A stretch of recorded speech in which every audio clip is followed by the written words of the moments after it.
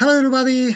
Welcome to the Cybersecurity 2026 NIS2 Accountability and AI Driven SOC Transformation. I must confess that this session provides a structured cross-sector analysis and insight sharing of the regulatory and technological changes that shape the cybersecurity in 2026, with focus on executive accountability, operational resilience, and AI-driven security operation.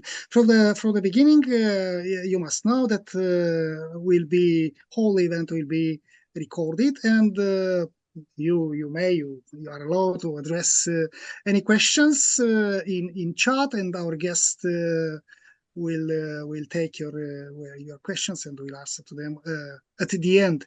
So until then, please allow all the speakers to introduce themselves, and I'll start with Mo, please. Hi there, Mohammed Salih here, or nicknamed as Mo, passionate cybersecurity enthusiast and with background in martial arts. I'm happy and thank you, Mircea, for inviting me here to discuss about the NIS2 accountability and utilization of AI in the cybersecurity space. As for professional career, I am leading the Cybersecurity Services Tower for North America, APAC, and Europe. Looking forward for this webinar. Okay, Marcos. So I am Marcos Lustosa, Marcos Eduardo Cordeiro Vidal Lustosa. We have this very long name in Brazil. And Brazilian, I have 20 years of IT experience, the last 13 years working with the cybersecurity, and the last 8 years in cybersecurity here in Europe. Now I'm part of Mo team at Stefanini, helping them with this whole AI transformation and SOC-driven AI. So that's my part. Yeah. Okay, Liviu. Hi, everyone. Thank you so much for having me. I'm Liviu Arsene. I've been in the cybersecurity industry alone for, I think, more than 15 years now. I've been doing threat research, threat intelligence, and thought leadership. My work has mostly been focused on understanding malware activity, adversary tradecraft, the threat landscape, and essentially helping translate that threat research and threat intelligence into what I hope to have been actually better security outcomes. Over the years, I've been involved with and actually led some teams and some initiatives across engineering, data science teams, product management, marketing, and comms. And I hope that all of those efforts have been made in a way that hopefully strengthens detection capabilities and build thought leadership around cybersecurity topics. Don't forget about research. Don't forget about research, because you're involved in research too. Right. And I'm glad to be sharing the spotlight today with Mo, Marcos, and Mircea, especially with Mo, knowing that you're a black belt now. That means you're fighting cyber crimes, both in cyberspace and physically. So it's nice to know that you got us covered. Trust that it will be a dynamic. There are multiple other colleagues here as well, Marcos, who specialize in automatically detecting those threats and improving it through AI and intelligent automation. So, but he's gonna cover that later on. Thank you, Liviu. Okay, my friends, trust that it will be a really professional, friendly, and in the same time useful and dynamic debate. And the first questions will be: what are the most common misconceptions organizations have about NIS2 compliance? If you want to just to talk between you and share your knowledge with the audience. Thank you, Mircea. And one of the most common misconceptions when it comes to the landscape of organization within that wants to apply the NIS2 directive is assuming that it is only a technical cybersecurity initiative. Here, NIS2 directive comes in with more than that. It's about leadership, it's about accountability, about organizational resilience that's besides the technical security controls. NIS2 directive places accountability at the management and board level. And there are certain and precise penalties for the board members and for the companies if those laws that are being implemented by the member states are not applied. One of the sweet misconceptions that I am often receiving it from customers, from other companies, is when it comes to the comparing between some certain standards, such as ISO 27001 and NIS2 directive. While some controls can be mapped, there are crucial differences between NIS2 directive and other standards. And one of them relies on the governance obligations about the mandatory incident reporting timelines, and also about the accuracy of the incident report. That's one of the example. Other examples goes throughout the supply chain resiliency, especially for the third-party vendors, for the third-party providers, for the contractors, and all that element we will go through throughout the webinar. I'm curious, Marcos, what would be your take on that? Yeah, from my perspective, one of the most common misconceptions that I'm seeing is regarding people thinking they can buy, let's say, certification in a box. It's just a product. Oh, I need to buy a CN, buy some encryption, and install the software, and it's done. When it's much more related to the process itself. So regarding, you take the whole chain of custody, the whole accountability, the whole incident response process, identity management process, and everything else. It's not only just buying the product and make it run. And regarding every company will be treated as the same, but no, this depending case by case, how this will be analyzed by the NIS2 committee regarding the size of the company, the type of the company, which are they inside of the industry.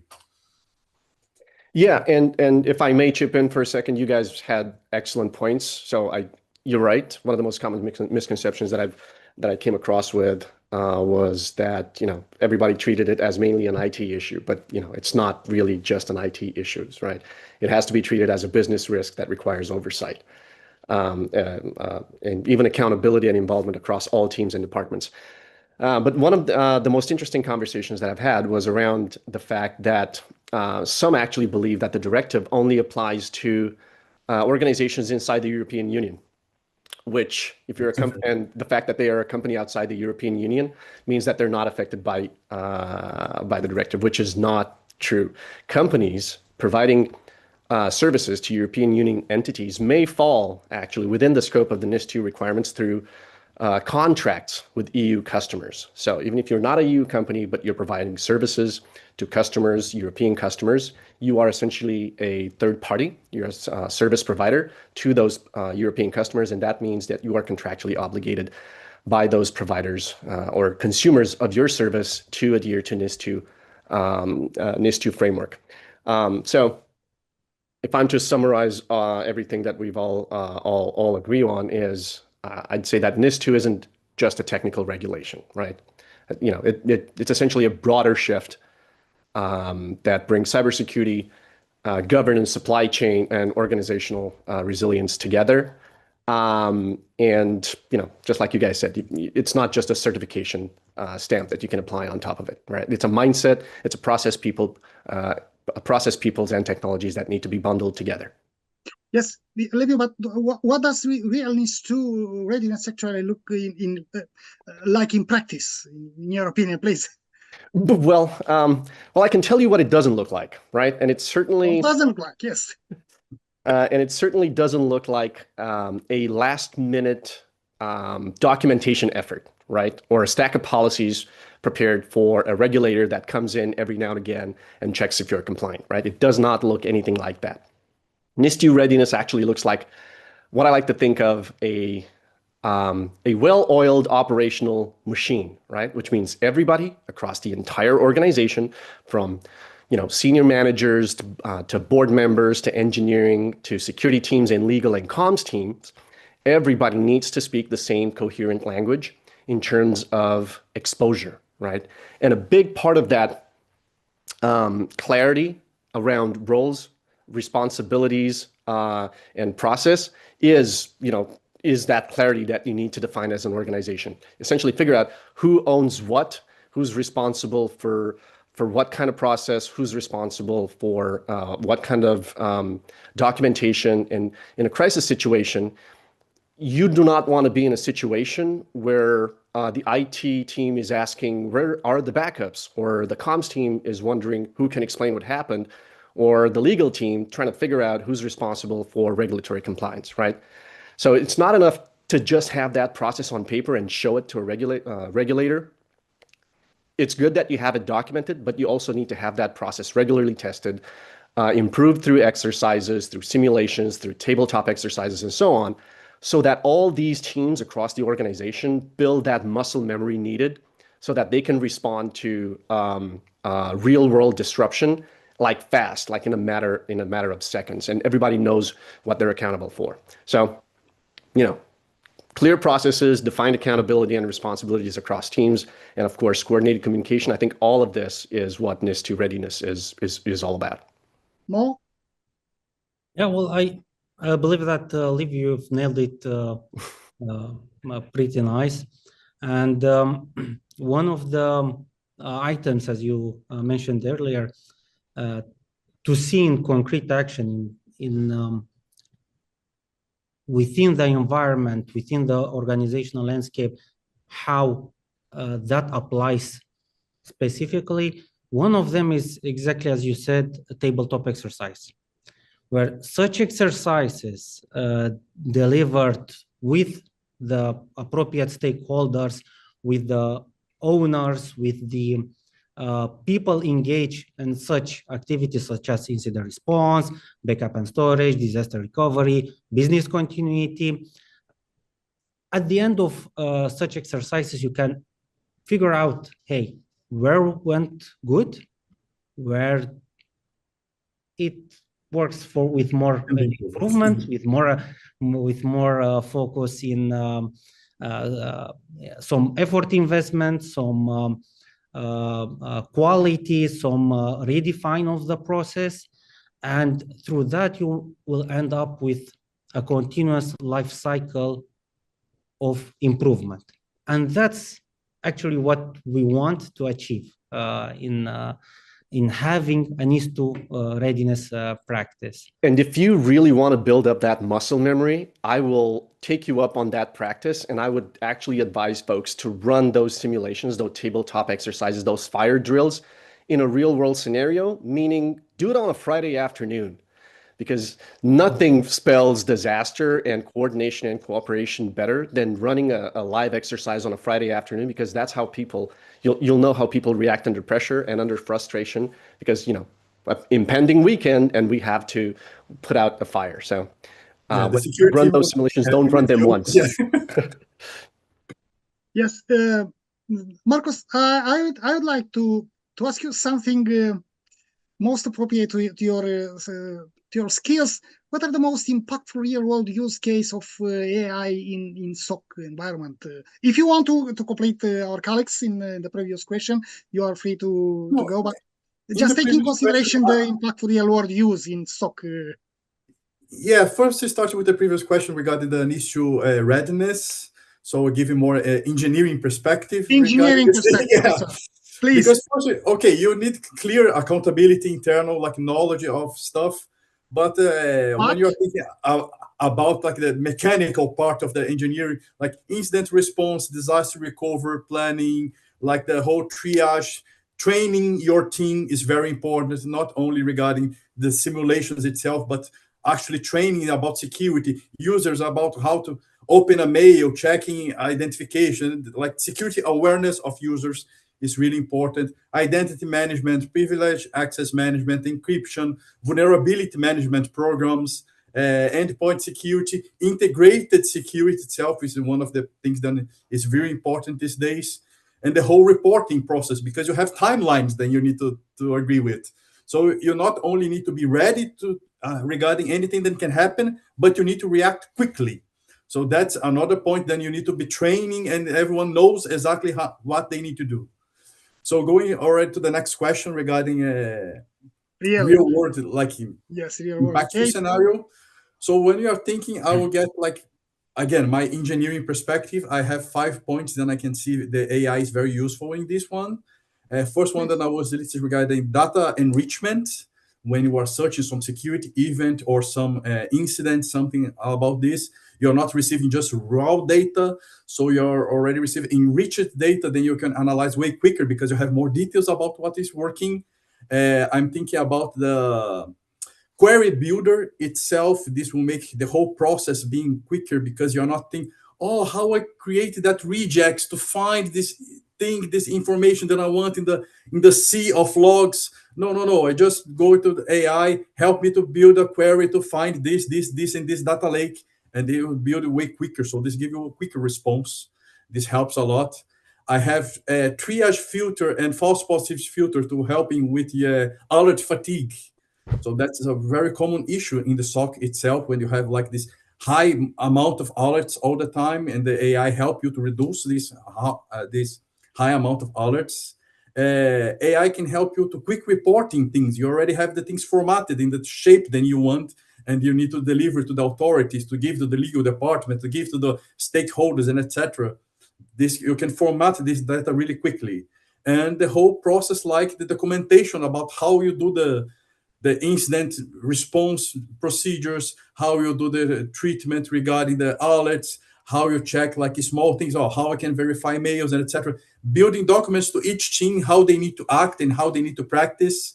It's quicker when you have AI helping you to do the things. Okay, so I want to now see the other perspective of my colleagues. Yeah, it's okay. More, please. Yeah, well, that's very good, Marcos. You've pretty summarized the AI spectrum in the elements of which includes within the intelligent automation framework, which will have the AI in the from natural behavior analytics, and also from a large language model perspective, from web app, pattern recognition, event correlation, and risk-based scoring, to even automated investigation. And for me, Mircea, one of the real-world use cases scenarios in applying AI in the security operations, it comes towards the quality. All the mentioned elements, besides that it decreased the effort and the manual fatigue, it increased heavily the quality and the precision of execution. When you have threats that could be is being right now eliminated automatically through those mechanisms that are applied, as Marcos mentioned, that help in threat reduction, risk reduction within the organization. And much more important, those items we are speaking of, it's 4 or 5 years old already being utilized. Right now, we are looking more towards the whole landscape from a prioritization perspective, especially on the vulnerability management process when it comes to that. When you have vulnerabilities on the endpoints, on the servers, on the applications, and your human effort is limited to that, and you have to integrate the server owners, the endpoint owners, the application owners with the management from each business unit location. This is where such implementation would help to prioritize and add it in a nicely dashboard, which help each executive to take the decision required. It's a nice journey, such implementation, and I know, Marcos, you've been part of some of that. where you integrate end-to-end vulnerability management process augmented with AI. Liviu? Yeah. Okay, Liviu, your perspective, please. Yeah, well, again, I've spent almost my entire professional career working for security vendors, right? So I can't directly speak from a customer perspective who's had an implementation on something else rather than cybersecurity implementation. But I would say this. I would say that many reputable, leading, best-of-breed security solutions out there that have integrated AI across their platforms have actually reported measurable improvements in SOC performance, right, when using security solutions augmented with AI. And their data often points to clear operational gains, especially in areas like detection and response efficiency or efficacy. And you don't have to take my word for it. There's a lot of industry reports out there from security vendors and also independent security analysts, which show that AI significantly reduces mean time to detect. It can significantly reduce mean time to respond, sometimes from hours down to minutes, right? And that is a significant burden to take off a SOC analyst's time, especially when we all know that SOC analysts can spend anywhere between can analyze anywhere between 105 and 250 alerts a day, and the average mid-sized organization can have up to 5,000 alerts per day. So that alone, reducing that alert fatigue burden, is a significant advantage that a cybersecurity platform with AI can bring to the table.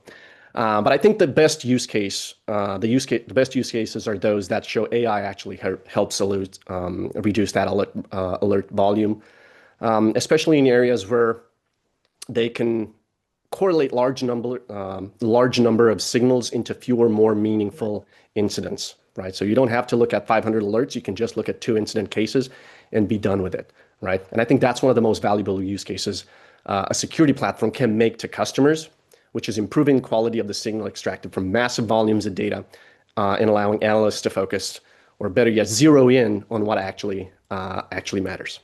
So you explain, but I will ask you, where does the AI genuinely create measurable value in cybersecurity operations? Actually, you touched this point, but if you want to add something. Yeah. Well, I would say that when we talk about measurable return on investment, right, on AI implementations, I think it helps to ground the conversation specifically in outcomes, right? Just like we talked about, right? If you can measure those outcomes, it becomes very easy to assess whether your investment is delivering meaningful value or not. So I would say that in practice, the clearest place to evaluate return is often operational efficiency, especially in areas like alert triage, incident investigation, and incident reporting, right? Because if AI is working effectively the way it should be, you will as an organization, you will definitely see improved metrics in mean time to respond, mean time to detect, and speed at which your team is investigating and reporting incidents, right? The goal is for analysts to spend less time sorting through noise and more time focusing on incidents that actually matter, which are essentially being bubbled up through that noise by AI. And that shift should be visible through measurable results. I would also venture that AI can also improve how security operations scale, right? And that can also be something you can measure as a return. Think of it this way, or the way I think about it is, as organizations grow and add more endpoints or systems or services, alert volumes typically increase as well, right? So now without automation, that often means hiring more analysts. With AI, right, if you're using some sort of AI implementation, SOC teams can handle larger volumes without expanding their headcount at the same time, which means you're allowing the same team to manage more activity. I dare say that in some cases, AI even frees up some analysts, makes analysts, gives analysts more time to. You are so polite. Yes, the diplomatic. Yeah. Yes. Gives analysts more time to focus on being proactive than just reacting to incidents. And I think that is what's important here, right? So I would also qualify this as successful AI return for a company, allowing your your company, your AI SOC team to be proactive instead of just reacting to alerts and incidents? As in more focused towards threat hunting, threat intelligence activities, rather than the putting out fires. Activeness. Yeah. One thing, then, if you allow me to add to this one, because regarding the security perspective, you nail it. Like, this is amazing. But one subject that you mentioned, and a lot of people are not thinking about. Okay, your organization is growing and you are adding new things. So, for example, if you think the companies that doesn't have a CN platform these days, they need to implement a CN. Usually it was a process will take years to implement a new CN technology, building parsers, building correlation rules, and adjusting everything. Now with AI, you can do this in months. So the efficiency of making these projects move forward, it's really like scaling in unproportional way. So it's a very impressive how you can achieve way better results with AI, and way quicker you get these results. So that's a good return of investment, because you're getting your projects done quicker. And right, and that is actually one of the challenges of implementing AI, right? When you talk about it, it's important to separate the technical difficulty from the organizational complexity, because the organization can have SIM tools like EDR tools, SOAR tools, or even ticketing platforms, right? And adoption will actually suffer if no one internally will want to use AI with those tools, and you have to put them into some different tools. Yep.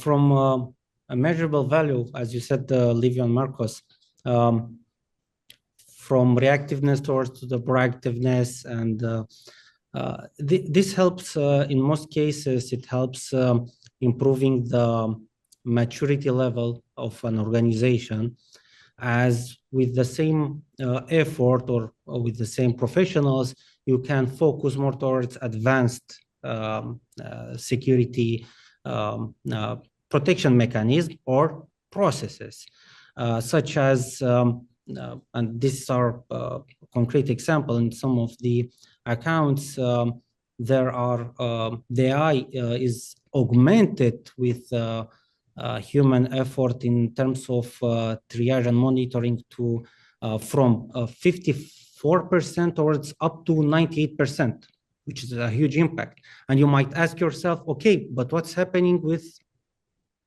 the remaining of the time? Well, actually, that's exactly as you said, Marcos. Well, now you have more time in focusing on towards the maturity level. Okay, threat hunting, orchestration, more automation towards threat mitigation, and all that element that transforms the main points that you would want it to achieve. And that's why you wanted to start. And when it comes to measurable return of investment, when it comes to implementing AI solutions in cybersecurity, one of the interesting topics it becomes in regards to the optimization and rationalization, because now you have multiple tools from XDR, SIEM, security mail gateways, technologies in email and collaborations, to backup and storage, and each one of them has some limited or extensive AI capabilities, which might overlap with other features from other technologies. And this becomes an interesting use case of rationalization. And based on the experience that I'm having with certain organizations and certain customers, in some scenarios, the savings comes up to 30 or 40% of the technology stack. Like, you can see that 30-40% of technology stack is overlapped. And that doesn't mean that you do not need that type of features or investment. It means that you can decide, maybe you need more effort towards governance, maybe on preparing for the NIS2 directive. And this is one of the crucial elements when it comes to the interoperability between AI from an rationalization perspective, as well as from an operational standpoint. Yes, just let me get some hook between the Mo reply and the Livio reply, because you mentioned the challenges regarding the AI and the documentation process, and we have all these tools. When you think about the challenge of AI, is exactly this lack of objective. You say, I want to implement AI, I want to implement AI. Okay, but to do what? Let's clarify what's the objective. What we are implementing with AI I will come later with a question in this manner, in this path. I feel that will not like you so much, but anyhow, just pay a little bit patient. Until then, I want to ask Mo. Mo, how do you measure the role of AI implementation in cybersecurity? Well, Marcos just mentioned that. Let's begin with what is the objective? What needs to be rationalized? What needs to be optimized? What are the day-to-day activities or monthly activities that needs to be augmented and enhanced? Having that objective in mind, you can apply certain metrics to compare, from mean time to detect to mean time to resolve, to the technology stack that you are utilizing with license consumptions, to efficiency in from an operational point of view. But at the end of the day, it comes towards objective. If you know the objective exactly, what you want to achieve, you know what might be the probable cost, and also you'll figure out the return of investment. I would also add that objective and metrics are good, but it helps to have them to compare. It helps to compare them against something. So if you want to measure improvement, you also need to have a clear understanding of where you are right now and what you want to improve, so that you can understand if that has been improved with the help of AI. So perfect example would be if a single analyst spends an entire day going through, 300 alerts, after an AI implementation that boils everything down to just 2 cases a day, and the analyst just spends like 30 to 40, maybe an hour a day looking through what would otherwise be 250 alerts, then he has the rest of the day to do something else, something potentially more strategic, more operationally valuable to the company. So comparing what you want to achieve versus what you currently have, that should be in the plan for when you want to operationalize AI inside your infrastructure. And same applies from a platform management perspective, Marcos, as you already know, and you're spending most of your time on, and also from a reporting standpoint, from dashboarding, analytics, all that as well applies, Livio. Good point. Yeah. And I guess I don't want to get ahead of everything, Mircea, but I guess the obvious follow-up question would be, is AI going to replace SOC analysts? But this is the question for Marcos, not for you, please. Don't take my... Okay, anyhow. So if you want me to replace, just on the dark night here to replace AI, but no. Just start it in your favor, because SOC analysts will need AI, and AI will need SOC analysts. So yes and no. So I will explain the both scenarios. Directly replacing the security analysts, definitely no. So you still need the security analyst to do the kind of, let's think about, when you're thinking replacing the analyst, someone still need to be the decision maker. Someone needs to be the leading of how would be the reaction process. So the tasks will be different. What this AI would replace is regarding manual labor of digging to tons of logs. But since these are enabling you to do more job with less effort, you can have a smaller team. So direct replacement, no, but maybe indirect replacement, instead of 10 people, I can do it with 4. So I can say, I replace 6 guys with AI, but actually I'm enhanced 4 to make the job than 10 usually was doing. So you still have these two sides. I'm still need analysts. I cannot replace them 100%. But in the other way, okay, I can do more things with less people. Or the same amount of people. Or with the same amount of people, but doing different works. But Yeah, that's so the dynamic change. I totally agree. And this is a question that shows up a lot, right? Is AI going to replace SOC analysts? And my 2 cents is that no, it's not going to replace SOC analysts, at least not yet. But what I will say is that it will definitely change how SOC analysts spend their time, right? Because that's what we're talking about. It will change how how SOC analysts spend their time, because AI is very good at handling volume. Security teams deal with huge amounts of detection alerts and data every day, and a lot of it is either repetitive or it's just noise. And AI can go through all that noise and process the data and surface signal that actually deserves the attention of a SOC analyst. I think what actually changes is the nature of the SOC analyst role, right? Security professionals can focus on higher value work, like we talked about, instead of doing alert triage. Yeah, someone need to take the decision. AI cannot take the decision for you. Exactly. AI could take the decision. Exactly. They can respond faster, be more efficient, be more focused, and essentially, yeah, make better, more informed decisions at speed. I think that's the factor here, at speed, right? I personally see AI as a tool that constantly evolves, but we currently still need the human expertise in the loop, and I don't see it fully replacing SOC analysts at any time soon. If anything, I see this as a division of strength, if you will.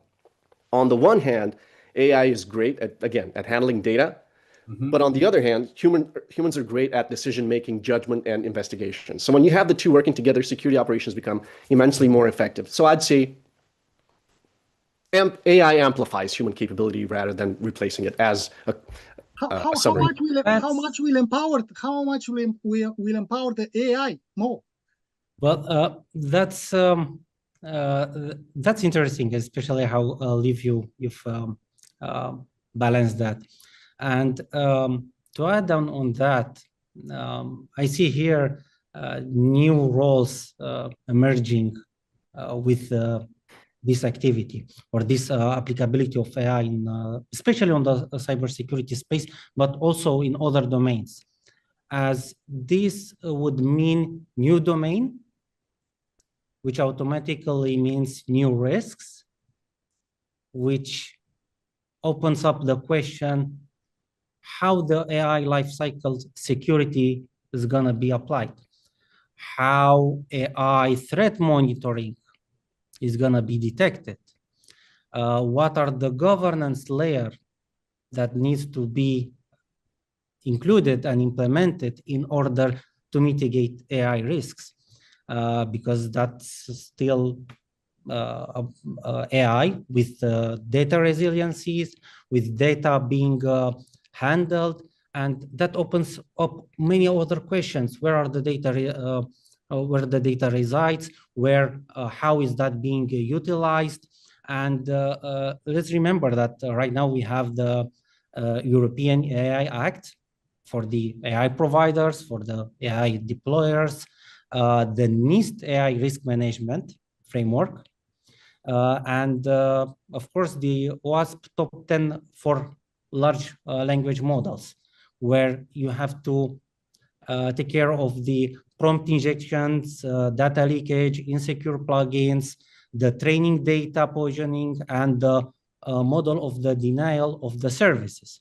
So that opens a new roles for cybersecurity professional to play around. And we have even our colleagues here that research on that, they play around it and test it in other environments. So yeah, that's gonna be a good career path for many cybersecurity professionals going forward. We have that joke like, who is monitoring the AI work? Yeah. So AI cannot monitor AI, right?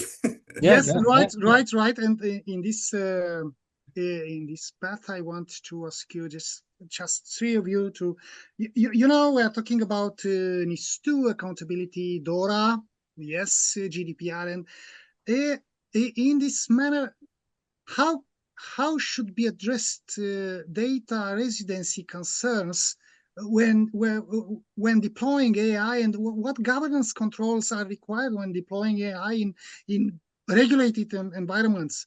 Mo?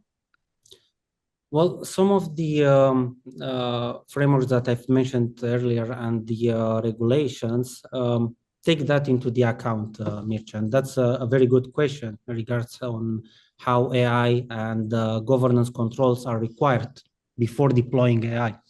And one of the model governance is about the approval process, which needs to be defined. And in order to be defined, you need it to be assessed and tested. So the governance board can decide upon on this assessment. The second item would be around the model versioning, where you have to have controlled registries, change management process, and more importantly, rollback capabilities. And not at the end, some transparencies, at least from an internal organizational perspective, where you have documented architecture, processes on how AI is going to be applied, and it's going to be technically introduced, as well as the tracking methodology of the decision tree.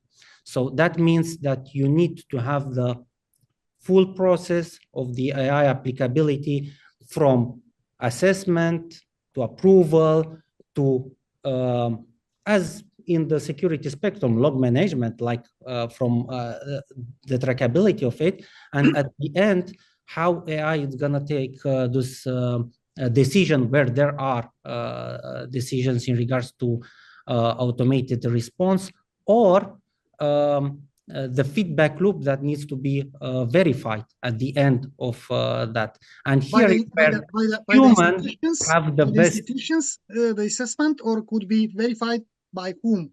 Something like this. And that model governance needs to be applied internally from the organizational perspective. Yes, there are regulators that's gonna be that's gonna verify how that model is being applied. But most importantly, once you decide to apply and deploy AI within the organization, you need to have these measures in place.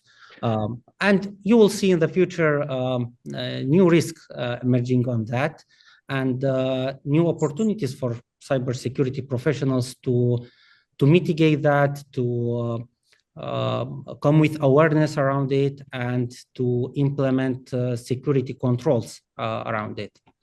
Okay, Marcos? Yeah, I think first we are not only talking about where the data is stored, but the whole chain of the data, from the input to the commission of the data. This whole thing needs to be secure. The second thing, then, engineering perspective of thinking.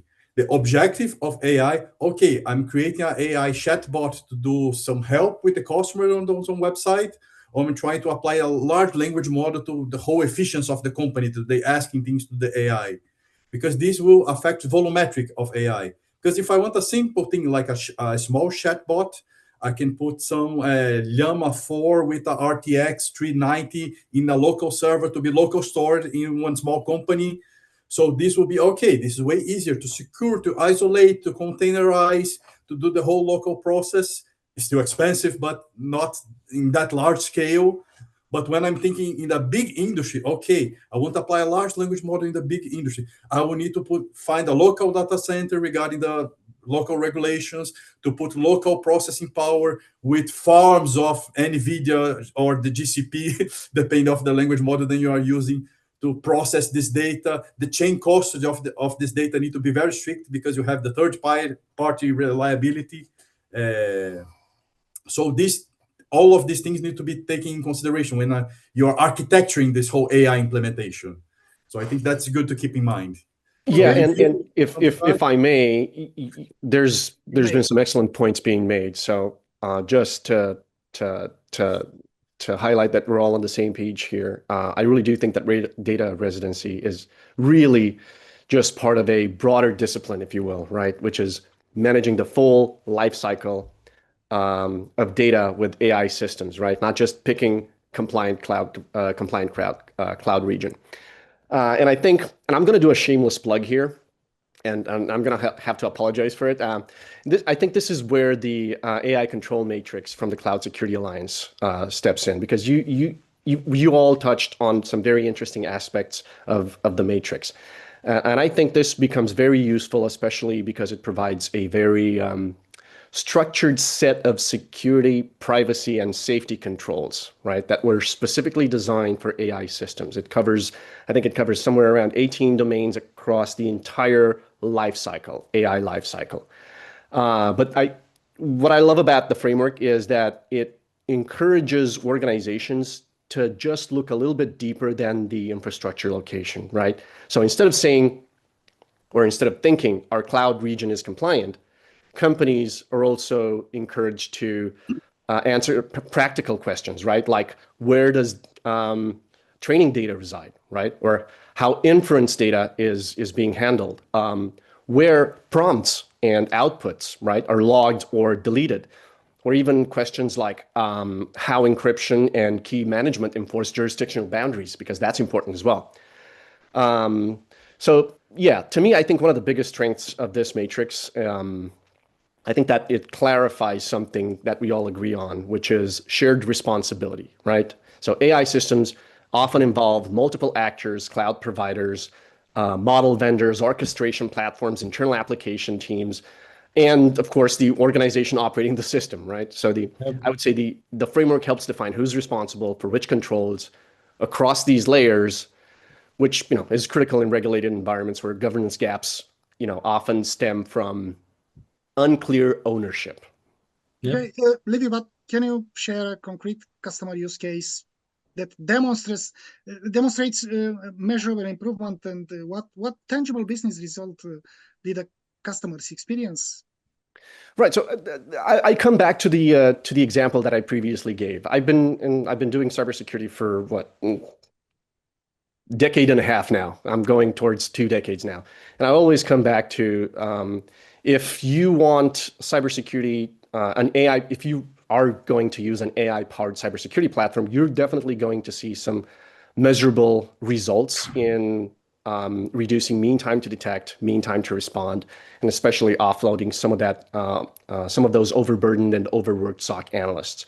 And I think that is one of the most powerful use cases you can have specifically from a cybersecurity perspective, or a cybersecurity platform that leverages AI, because again, you're throwing people at a data problem when you can solve that data problem with AI. So I think that having that AI capability in a security platform and allowing people to just focus on really important things, that's the most powerful use case out there. Okay, Mo? Yeah, for me, and again, this is from a service implementation perspective and from organizational perspective when applying the transformation program and going through implementing or deploying new capabilities, either it is automation or AI, into the customer landscape. One of the precise use cases which gives some measurable return of investment, it comes towards, as we said, about the optimization, the rationalization of the technologies, but also applicability with the NIS2 directive where it applies.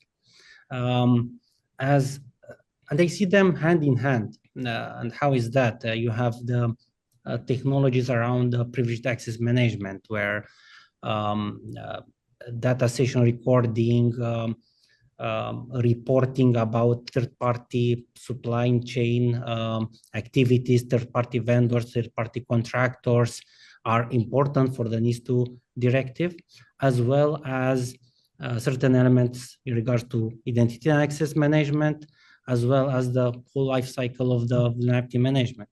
And all that together, you have a use case where not only you've covered the efficiency of the people working from a people perspective, you're not only covering the process, the applicability of the process, but you also have a rationalization use case from a technology stack.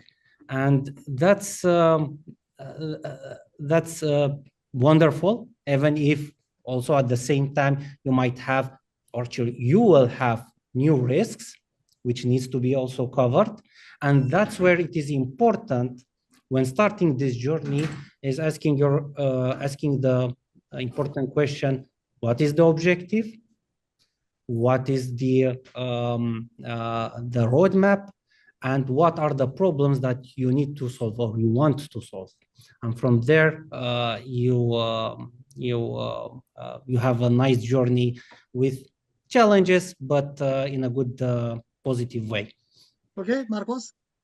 Yeah, I want to add a little bit of spiciness in this talk, because every time when we are saying about AI, how it's wonderful and how we can do a lot of things with AI and empower from the analysts as well, we are forgetting the size of, okay, the hackers are using AI as well. Let's say the hackers, like some script kids are using AI, so are getting more efficient attacks and more efficient ways of hiding themselves. So we need to be even better in detecting the things.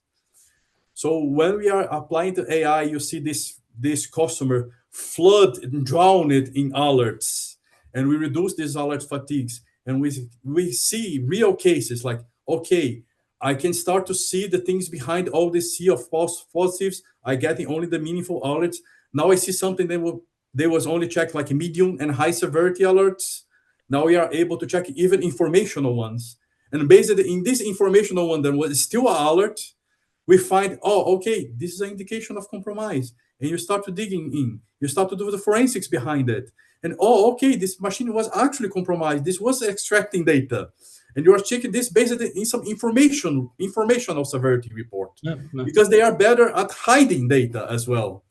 So you need to be even more specific about, more detailed in getting real incidents and real threats. And you have now this capability to investigate these real ones. And if I may, you've touched on something very near and dear to my heart, how bad guys are using AI, which is, I don't think is something that most companies are actually aware of. But if you read any sort of threat research report, threat intelligence report out there, you'll notice that the time to exploit a vulnerability from proof of concept to mass weaponization has significantly reduced with the help of AI. Now, that doesn't mean that organizations cannot leverage AI as well for their own benefit. I've seen use cases where companies leverage AI to do code assessment, vulnerability bug hunting, and patching. So AI can also be a very powerful internal tool for vetting your own code, assessing your own code, finding vulnerabilities, and patching those vulnerabilities. And that can be also a very powerful use case for AI outside of the security space, like I just mentioned right now. So that's an excellent point, Marcos. Yeah, thank you. One of the things that we implemented exactly using AI, if you're thinking change manage, for example, no one thinking change manage as a security perspective. Everyone is thinking SOC, like incidents. No, I need to assessment the impacted in some changes, a product update, how this would affect the whole chain in the system, the whole production line. So, okay, AI can empower you even to do this kind of tasks. And this is related to the security as well. And you can do the patch management quicker. You can analyze the impact of changes quicker. So this is a lot of things that AI is empowering you, because you need to be more efficient, because the attackers are being more efficient as well. Okay, Marcos, the manufacturing industries, OT environments are moving away, much better than me, from traditional gap system towards the directional internal and external communication, which introduce new security risks, like you said before. And what challenges arise when implementing AI in OT environments, and how can those challenges be mitigated to support compliance with NIS2 directive. This question could be connected with another two questions: challenges in implementing AI, or how can AI help improve the maturity level of security in a company? But please feel free yourself to answer. So I will stretch this a little bit because this is a complicated thing. And first, I will start with what not do with AI in OT environment, because we know OT environment is something very sensitive. A lot of people, when we are thinking OT, they are thinking, oh, you're factoring something, you're producing something. No, thinking like energy lines, power plants, like floodgates. This is OT as well. And you are dealing with like nature, human lives in this kind of environment. Yeah, correct. Yeah. So first thing, AI doesn't take decisions. You cannot like delegate AI to take decisions for you. Decision making still need to be by a human being.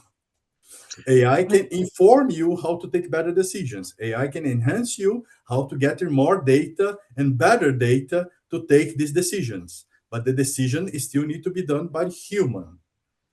What AI can do, help you to improve the process.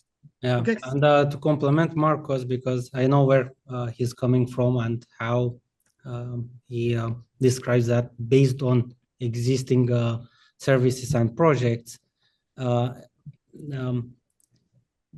Implementing AI in the OT spectrum is different than the IT. It's not similar, and that's why Marcos is saying about the decision making, because that's one of the main mistakes where you treat OT as an IT. OT, the primary constraint is not the model accuracy. It's about the safety, as Marcos said, and about the operation of physical processes that applies here.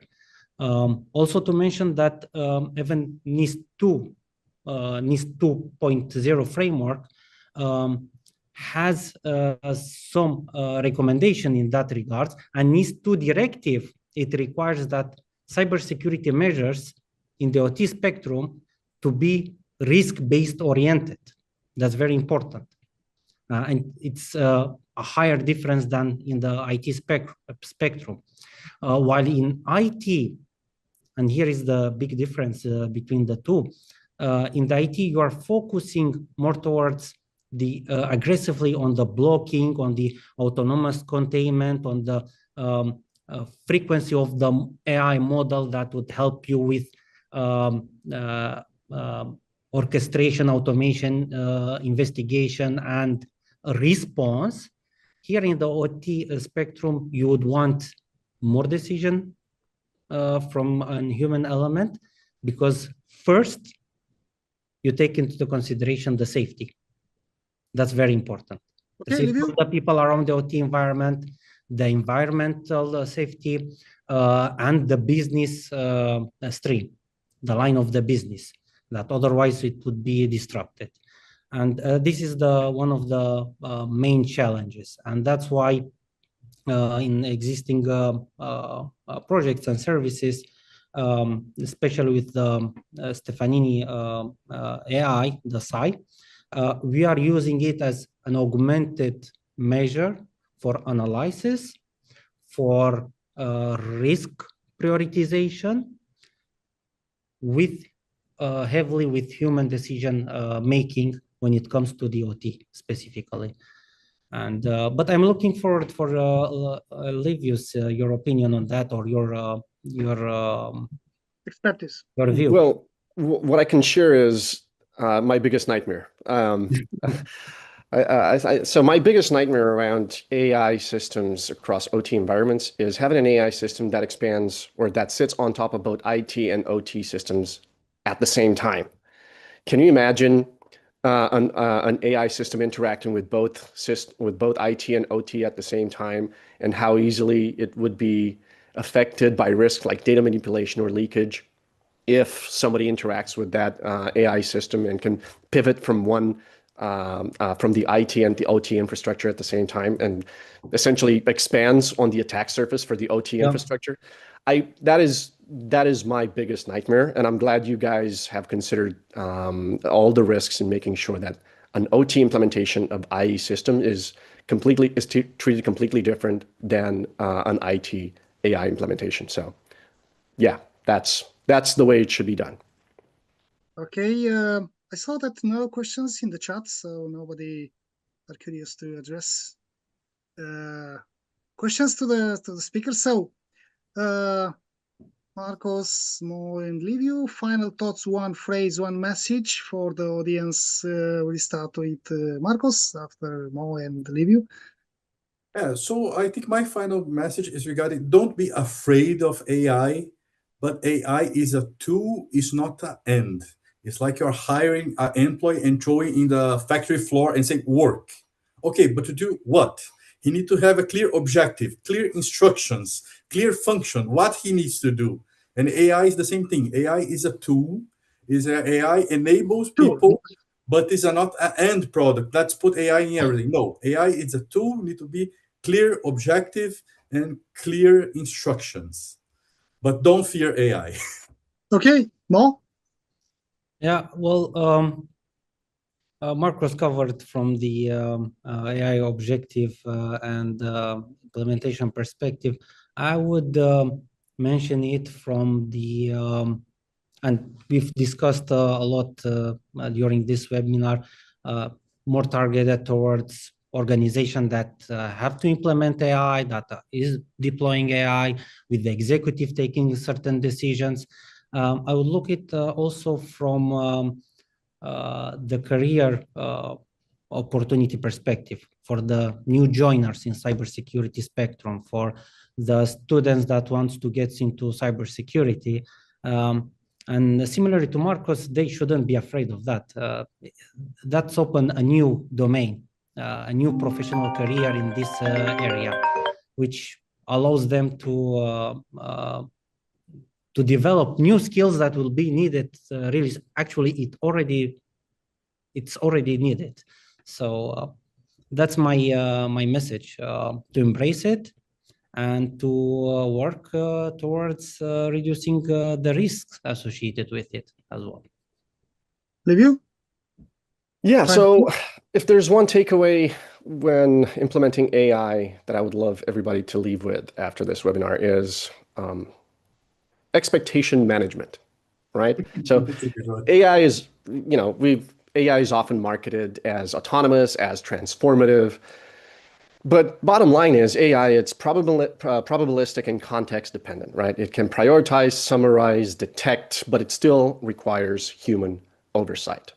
I'm not saying the value isn't real. The value is real, but it's operational. It's not magical. It won't solve all your problems, but it will help you do things faster. Understand. You let me summarize, yes? So I'll use one phrase: never trust, always check. Thank you so much. Thank you so much, gentlemen. Zero trust framework, yeah.